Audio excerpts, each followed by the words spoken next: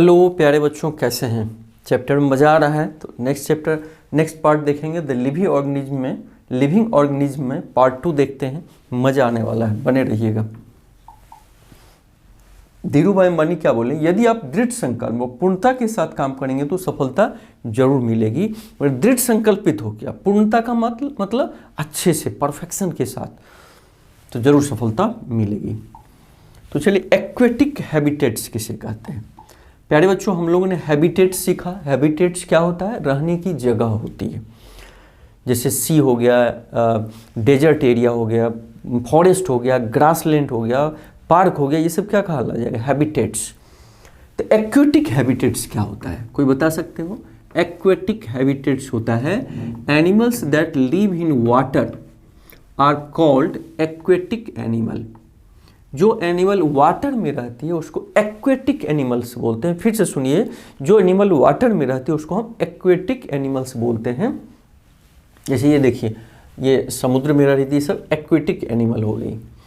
Lake, rivers and ocean are some examples of aquatic habitats. Aquatic habitats मतलब जलीय, जहाँ पानी में रहने की सुविधा हो उसको एक्वेटिक हैबिटेट्स बोलते हैं। तो उसके कुछ एग्जाम्पल है: रिवर, ओशियंस, लेक। रिवर्स मतलब नदी हुआ, लेक मतलब झील हुआ, ओशियन समुद्र हो गया। अच्छा, अब देखिए बायोटिक कंपोनेंट क्या होता है? कोई बता सकते हैं बायोटिक कंपोनेंट क्या होता है? All living organism present in the ecosystem, माने ऑल लिविंग ऑर्गेनिज्म। लिविंग का मतलब जीवित ऑर्गेनिज्म, जीवित प्राणी को हम क्या बोलते हैं? बायोटिक कंपोनेंट बोलते हैं। माने बायोटिक कंपोनेंट मतलब लिविंग ऑर्गेनिज्म, जीवित को, is known as the biotic component. जैसे प्लांट्स है, एनिमल्स है, ह्यूमन बीइंग, ये सब क्या है? बायोटिक कंपोनेंट है। अगर कोई पूछे प्लांट क्या है? बायोटिक कंपोनेंट है। एनिमल्स क्या है? बायोटिक कंपोनेंट है। तो इसमें हमने क्या सीखा इस पार्ट में? एक्वेटिक हैबिटेट्स किसे कहते हैं? तो जल में मतलब वाटर में रहने वाले animals called aquatic habitats.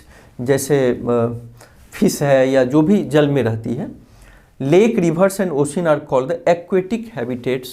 Aquatic habitats का मतलब जहाँ ये जलीय जीव रह सकते हैं, उस लेक है, रिवर है, ओशियन, ये सब एक्वेटिक हैबिटेट्स कहा जाता है।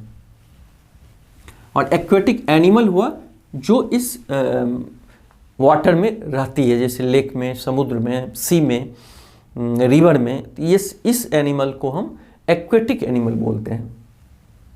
बायोटिक कंपोनेंट क्या हुआ? ऑल लिविंग ऑर्गेनिज्म, जिंदा जो ऑर्गेनिज्म है, प्राणी है, उसको हम बायोटिक कंपोनेंट उस इकोसिस्टम का बोलते हैं। उसमें प्लांट, बायोटिक में प्लांट भी आता है। फिर होता है ए biotic components.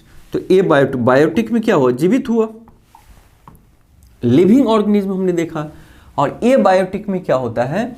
The non living things, जैसे रॉक है, सॉइल है, एयर, वाटर, ये सब क्या है? नॉन लिविंग है, मतलब जीवित नहीं है। तो इसको हम क्या बोलेंगे? Abiotic component. Biotic component में जीवित को हमने देखा कि लिविंग ऑर्गेनिज्म, और ए बायोटिक में नॉन लिविंग ऑर्गेनिज्म को हम ए बायोटिक कंपोनेंट बोलते हैं। In habitat is called as abiotic component. Habitat में जो नॉन लिविंग होते हैं उसको हम ए बायोटिक कंपोनेंट बोलते हैं। Abiotic factors are important for all living organism.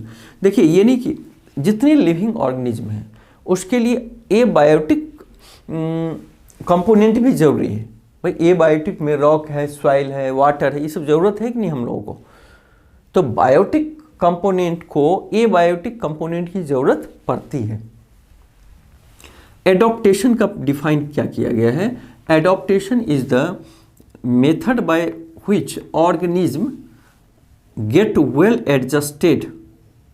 Organism का मतलब जीवित प्राणी, जैसे पेड़ पौधा भी इसमें आता है। टू द क्लाइमेट, माने उस क्लाइमेट में अपने आप को ढाल लेती है। एडॉप्टेशन का मतलब हुआ जो भी, चाहे पेड़ पौधा हो, चाहे जीव जंतु हो, उस क्लाइमेट में अपने आप को ढाल लेती है। इसी हम एडॉप्टेशन बोलते हैं। तो डिफाइन कैसे किया गया है? Adaptation is the method by which organism get well adjusted to the climate. उस क्लाइमेट में एडजस्ट कर जाती है। तो इसमें हमने क्या सीखा? Abiotic component. तो नॉन लिविंग थिंग्स को हम एबायोटिक कंपोनेंट बोलते हैं। एबायोटिक फैक्टर इंपॉर्टेंट हमारे लिए, एबायोटिक फैक्टर भी प्यारे बच्चों ज़रूरत है। एडॉप्टेशन क्या बोलते हैं कि किसी भी ऑर्गेनिज्म जो है जिस क्लाइमेट में, किसी भी क्लाइमेट में अपने आप को एडजस्ट कर लेती है, this process is called the adaptation. अब देखिए टेरेस्ट्रियल हैबिटेट्स क्या होता है, दिया है सम टेरेस्ट्रियल हैबिटेट्स, कुछ टेरेस्ट्रियल हैबिटेट का एग्जाम्पल दिया है। टेरेस्ट्रियल हैबिटेट्स किसे कहते हैं, लैंड को कहते हैं। लैंड में डेजर्ट भी आ जाता है, फॉरेस्ट भी आता है, तो ये सब क्या हुआ, टेरेस्ट्रियल हैबिटेट्स। हैबिटेट्स मतलब जहाँ जीव जंतु रहते हैं। तो डेजर्ट के बारे में थोड़ा जानते हैं। ये देखिए डेजर्ट है, डेजर्ट में सिर्फ सैंड ही सैंड होता है, चारों तरफ आप देखोगे तो पूरा सैंड ही रहता है। तो इन desert animals like rats and snakes stay in burrows. Burrow मतलब गड्ढा खोद के, रैट भी रहती है, स्नेक्स भी रहती है।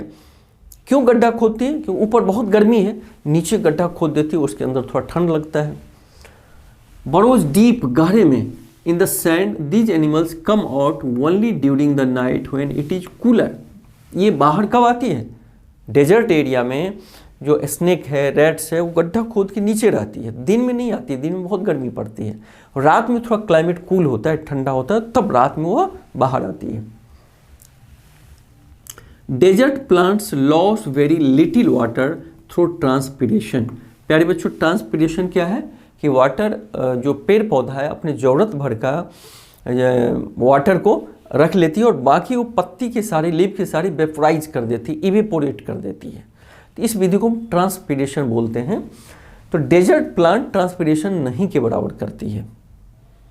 कैक्टस हुआ या जो भी पौधा हुआ, वो जल्दी ट्रांसपीरेशन मतलब अपने वाटर वेपर को नहीं निकालती, क्योंकि वहाँ वाटर की ऑलरेडी कमी है। Leaves and desert plants are either absent, या तो डेजर्ट प्लांट में लीव नहीं होती है, या वेरी स्मॉल और in the form of spines. This help in reducing loss of water from the leaves. या तो लीव्स नहीं होती है, ये छोटा होता है, ताकि उसे पानी को बाहर ट्रांसपीरेशन करने में या वाटर को वाटर वेपर बना के पत्ती से निकलने में मदद न हो, इसलिए पत्तियां नहीं होती है, छोटी होती है। इसमें हम लोगों ने क्या सीखा, डेजर्ट में स्नेक और रैट वगैरह वरो बना के, गड्ढा बना के रहती है, रात में बाहर आती है क्योंकि रात में थोड़ा ठंड होता है। डेजर्ट प्लांट्स बहुत छोटे होते हैं, वाटर को ट्रांसपीरेशन के द्वारा बाहर नहीं निकालती है। Leaves in desert plants are either absent या वेरी स्मॉल। डेजर्ट प्लांट में पत्तियां तो नहीं होती है या छोटी होती, ताकि ट्रांसपीरेशन के द्वारा उसके अंदर का पानी बाहर न चला जाए। हाँ अभी देखिए ये डेजर्ट का पौधा क्या है, छोटा है, पत्तियां नहीं है, कैक्टस, ये सब क्या है, डेजर्ट का पौधा है।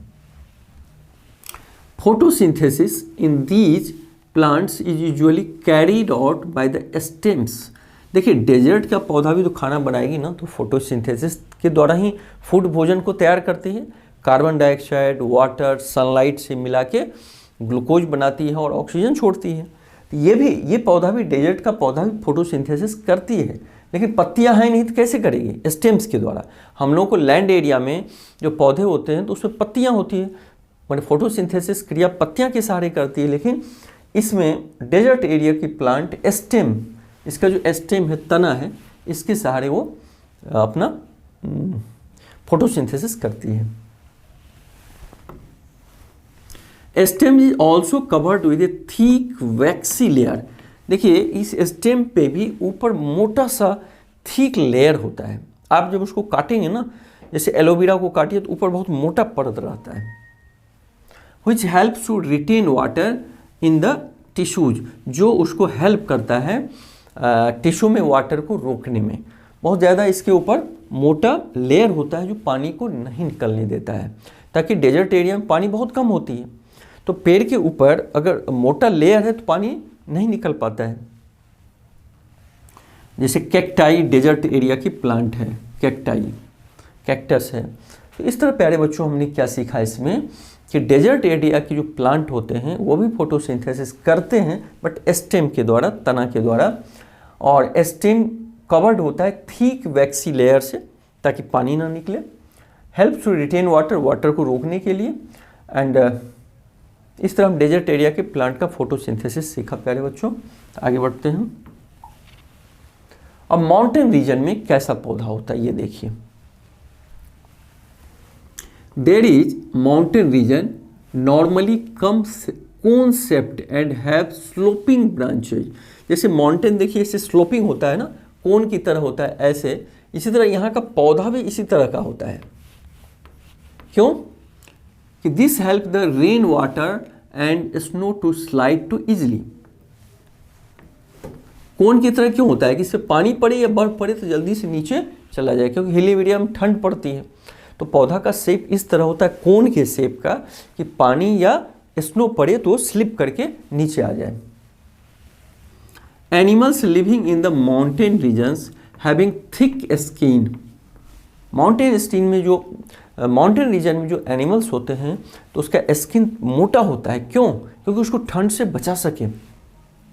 और फर मतलब उसके ऊपर जो बाल होते हैं, to protect them from the cold से बचाने के लिए उसके थीन स्किन होते हैं माउंटेन रीजन में, और वहाँ पे थिक स्किन होते हैं। थिक मतलब मोटा स्किन, एंड फर उसके ऊपर जो रोआ होता है वो मोटा होता है। जैसे yaks, snow leopard and mountain goat are the mountain habitats. Mountain में रहने वाली क्या क्या है जीव जंतु? याक है, स्नो लियोपार्ड है, माउंटेन गोट होते हैं पहाड़ी बकरी। तो ये सब हिली एरिया में रहते हैं, इसलिए इनको हम क्या बोलते हैं? Mountain habitats.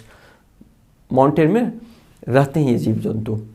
तो इसमें हम लोगों ने क्या सीखा कि माउंटेन एरिया के रीजन जो होते हैं कोन शेप्ड होता है, कोन शेप्ड होता है ताकि रेन वाटर और स्नो उसको स्लिप कर जाए। Animal living the mountain regions have the thick skin. इसका स्किन क्या होता है? थिक होता है, मोटा होता है, ताकि कोल्ड से बच जाए। जैसे कुछ माउंटेन हैबिटेट्स के एग्जांपल याक, स्नो लियोपार्ड, ये सब माउंटेन एरिया में रहती है। अब देखिए द माउंटेन गोट। अभी अभी आपने देखा था माउंटेन गोट, पहाड़ पे ये बकरियां रहती है। The mountain goats has a strong hoofs. Hoofs का मतलब होता है पैर में जो उसको बना होता है उसको हुब्स बोलते हैं। For running up the Rocky slopes, वो रॉकी स्लोप पे भी रन कर जाती है ऑफ द माउंटेन्स। तो एक विशेषता हमने माउंटेन गोट में क्या देखा कि स्ट्रॉन्ग मजबूत हुब्स होता है, यानी जो ग्रिप पैर से बनाता है उसको हुब्स बोलते हैं। तो वो काफ़ी स्ट्रॉन्ग होता है ताकि वो तेज़ी से दौड़ पाए, और जो प्लेन एरिया में गोट होती है उसमें उतना मजबूत हुब्स नहीं होता है। तो इस तरह हम क्या देख रहे हैं कि अलग अलग जगह के जीव जंतु में अलग अलग विशेषता होता है वहाँ के क्लाइमेट के हिसाब से। तो ठीक है प्यारे बच्चों, बहुत अच्छा लगा मिलके। फिर अगले पार्ट में मिलेंगे। Thank you.